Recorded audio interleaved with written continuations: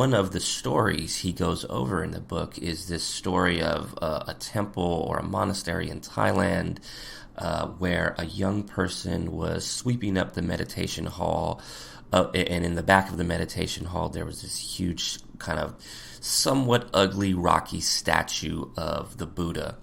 And his job was to clean up the hall, and he noticed something on the statue of the Buddha. Even though it was really ugly and rocky and kind of discolored clay, he thought to himself, it's really important for me to clean this. That's my job. So he went over there, he tried to clean it. He noticed that it wasn't coming off, this huge statue, 10, 15 feet high, that it was getting bigger. And what he noticed was the clay and the rocks started to crumble, and before he knew it, he realized that the statue was made of solid gold, and that the rocky clay was just an exterior.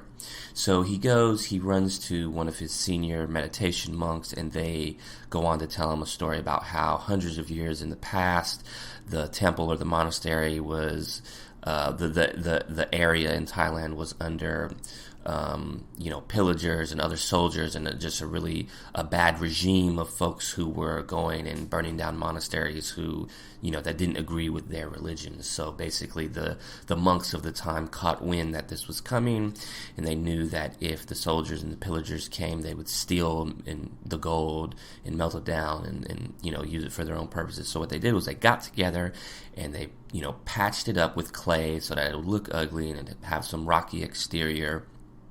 And then when the soldiers and the pillagers came, they burned down the monastery.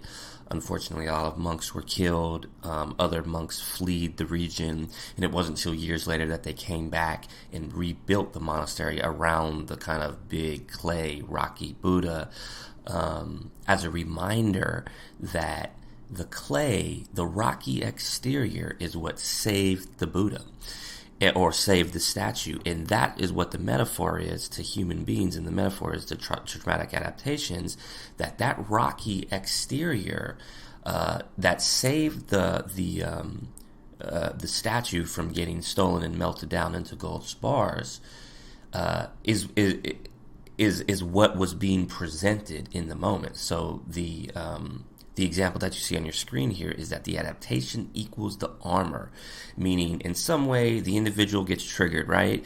There's some form of subconscious protection. That's the traumatic adaptation, or that's the subconscious triggering the traumatic adaptation. And then the disruptive behavior is what's presented in the external world. That's what you see as the therapist, or you see as the mentor or the coach or the education professional, When we only interact, or when we only view the disruptive behavior, for example, in this example, as nothing else, nothing more, not through a trauma-informed lens, then we're limited in how we can actually approach and engage those young people. When we view it as the spacesuit, when we view it as the rocky clay or the armor protecting the golden statue, and I particularly love that metaphor because it's like I think of these young people that we work with as having hearts of gold, or, having divine hearts. And sometimes the armor and the rocky exterior is what we see.